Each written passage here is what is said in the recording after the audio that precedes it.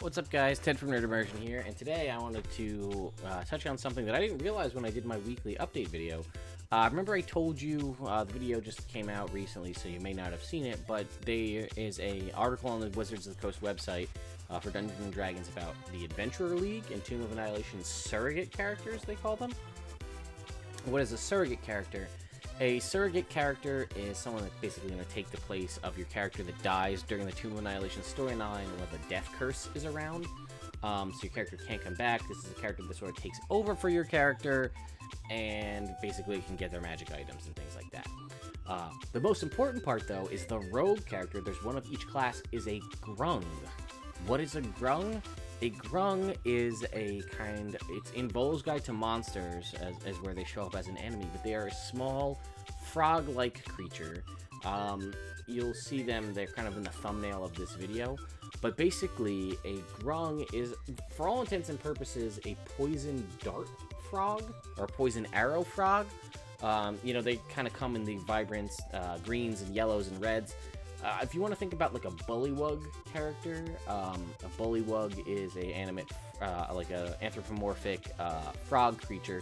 They're in the monster manual as an enemy. They show up fairly heavily in sections of Horde of the Dragon Queen, Rise of Tiamat. But this is basically like if a bullywug is your bullfrog type anthropomorphic frog, a Grung is the poison dart frog equivalent. However, those have not been playable races previously, but they are here, so we know we're not getting new races in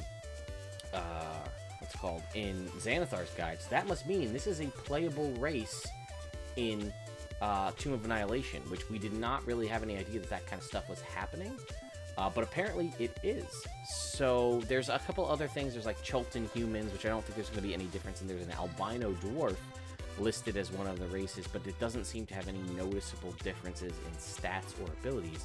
But this is a brand new race. So what can we tell? This is a green Grung. We are unsure if different colors do different things, but it is 25 feet movement speed as probably a small character, which we can check. They don't actually list the size anywhere, so we don't have that, but they do have a 25-foot movement speed. But we do get all of their other abilities. We don't know what stat boosts they get. Now, we may be able to go backwards and look from a standard array character at the lower tier Grung to see what stats they get. I'm going to guess Dex and maybe Constitution. It seems like a rogue with an 18 Dex. It's probably that. But if we scroll down, we can see speed.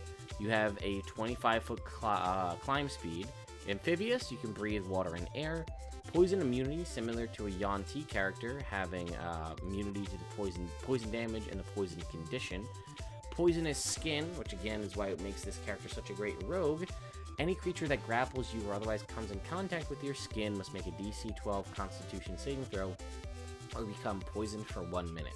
A poison creature no longer in direct contact with you can repeat the saving throw at the end of the turn, or end of each of its turn, ending the effect on a success. You can also, big point for a rogue, apply this poison to any piercing weapon as part of an attack with the weapon. Though when you hit, the poison reacts differently. The target must succeed on a DC 12 Constitution saving throw or take 2d4 poison damage and no additional effects. So you can theoretically, as you're drawing an arrow for your short bow or pulling out a dagger to throw, you can draw it across your own skin as part of the attack and potentially do an extra 2d4 poison damage. Which is pretty solid. You also have a standing leap ability. Your long jump is 25 feet and your high jump is 15 feet, and that's without a running start. You can just jump 25 feet, which is your full movement speed, over something, or just jump 15 feet straight up. But you do have as a drawback water dependency. If you fail to immerse yourself in water for at least 1 hour during a day, you suffer 1 level of exhaustion at the end of that day. You can only recover from this exhaustion through magic or immersing yourself in water for at least 1 hour. So for exhaustion, you're looking at a greater restoration spell or greater. So that's a pretty powerful spell. So you're going to probably want to be, in the jungles of Chult, finding water to immerse yourself in probably won't be difficult, but potentially hazardous to you, but it's a risk you take playing a Grung. But yeah, guys, I just wanted to share that with you in case you missed that. That Grung is, we don't obviously have any stats for height or weight, which may be because they don't have that officially out there. Grung is a language that they speak. This is a rogue, so Thieves' Tools, Disguise Kit, and Poisoner's Kit I don't know if they get proficiency with Poisoner's Kit, or that's just a part of the background. We can see, I may stop the video and then cut back in with another one with the low-level Grung, the level Tier 1 Grung, and see what we can find. So, let's go check that out.